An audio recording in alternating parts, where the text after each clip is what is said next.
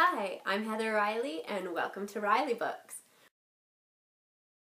If you're trying to find me online, I have the name that rhymes, R-E-I-L-L-Y. If you're watching this on YouTube and you like the video, like or subscribe. Hit those buttons, they love it. It doesn't hurt. Do it. Hit them right now. If you're interested in the artwork that I drew today, make sure you tune in after the video and answer today's skill testing question about the chapter. And the first correct 3 answers, I will mail out a digital copy to you. I'm going to start a new segment called the Top 2 Tweets. So if you have Twitter, you can leave a Twitter comment for me at Riley Books. You can also talk to me on Facebook. I will respond, although sometimes slowly. I will check it, I promise. If you have left questions for me on Twitter or Facebook and have not answered them, please go to my website, www.rileybooks.com. I am forever updating the About the Author page. So if you've asked me a personal question about myself or my writing, chances are I've answered it on there. So go to www.rileybooks.com and go to the About the Author page, and often a lot of people will ask me the same question and I'll just add it to the pull down list. Because everyone wants to know what makes me tick. The answer is coffee. This is the video for Night Surrender Chapter 2. Chapter 2. Tindertoes. In the other room, the girl's mother had invited Karn to seat himself at the table, while she presented him with a cool cup of water not too long from the well. She bustled around in her grey dress and white apron, curly blonde hair tied back into a makeshift bun as she worked.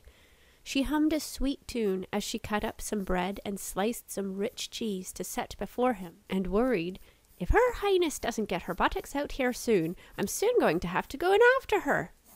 It was on the heels of this thought that she heard the rustle of the curtain, and she looked up to see that her only daughter had joined them in the room. The girl stood awed, now that she had time to actually stop and appreciate the appearance of the knight. He was clad neck to boot in bright silvery scale armor. He had removed his massive helm, which gleamed on the tabletop, striking with its fringe of royal blue fur down the center. He had removed his gloves, black and fur-lined with a silver insignia on the back. His cape was of the finest blue velvet, and it too was trimmed with more silver. He wore a sword that was so long that its scabbard brushed the floor as he sat, and she could see that the insignia of a dragon's head blowing fire on the hilt matched those on his gloves and chestplate. He too had blonde hair, although his locks were thick and waved lazily to his shoulders. He had a serious brow and a stern jaw, and his eyes were of an icy blue that could have been both gentle or merciless. Though he sat calmly now, the chase had left him sweaty, which filled the room with a faint odor. He studied the girl with an unfathomable look. "It seems there is nowhere else for you to run," he admonished. "You have wasted more than a bit of my time with this game of pursuit, young lady." "Then you should have let me go," the girl replied hotly. "I didn't do anything wrong." Gasping once again, the girl's mother scolded her. "I did not raise a daughter who would think to address their elders in such a way, and a knight of the king too, petulant child." But Karn chuckled low in his chest, amused by the girl's feistiness. "I never said you were being detained because you did something wrong, youngling. If that were the case, you'd have been run through in the market where you stood," he confessed.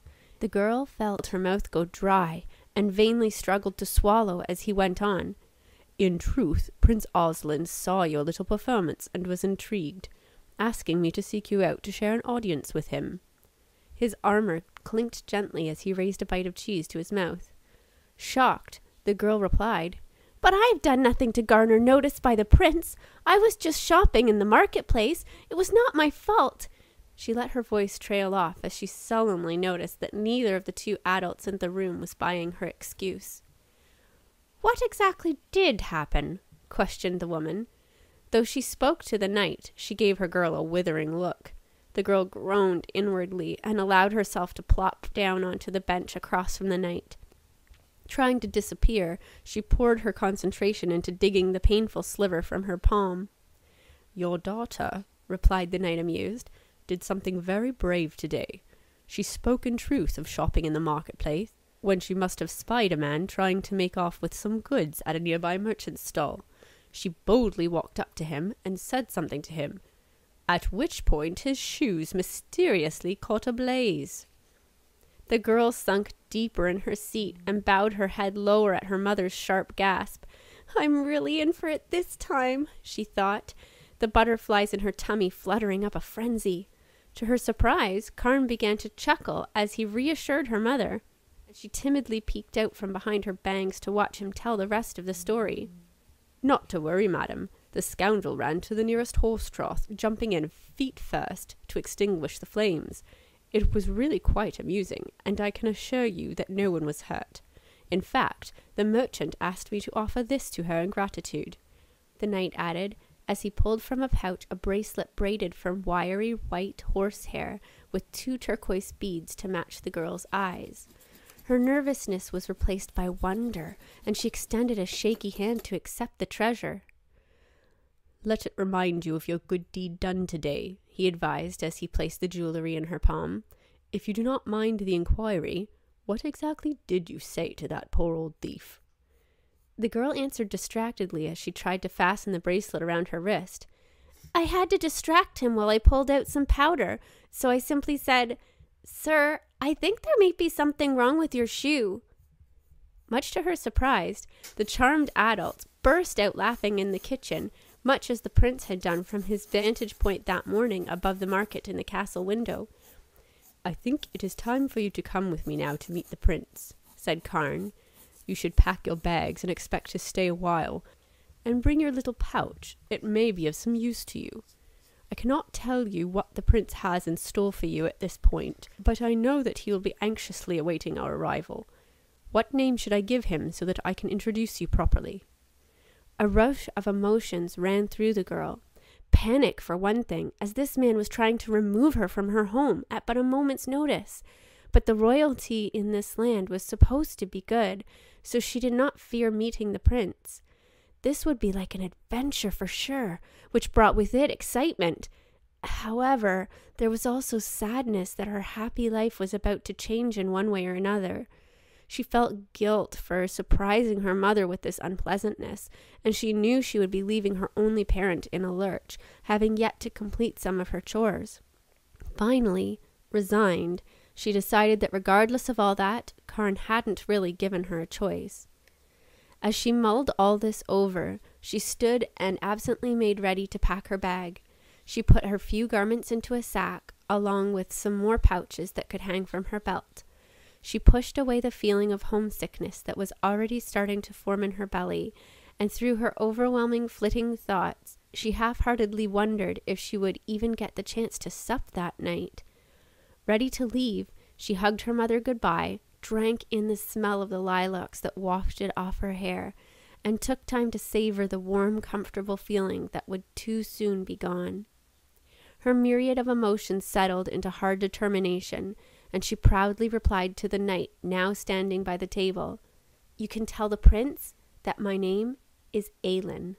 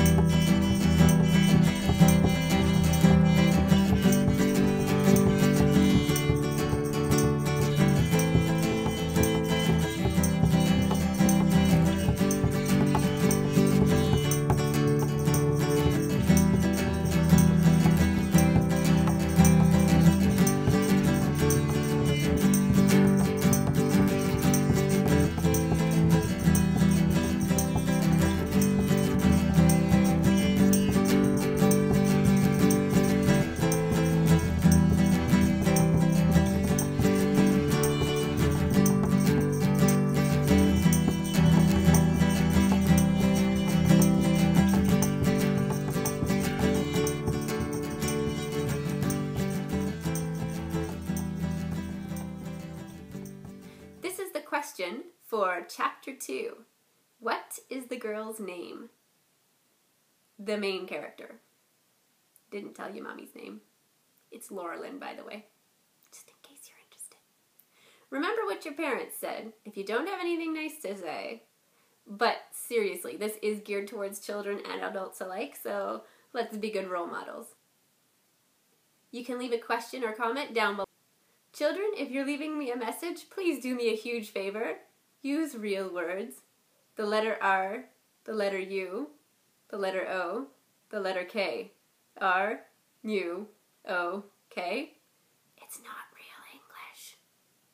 It's not a real sentence. Please type full words. I like to read more than the letter R for the word A-R-E.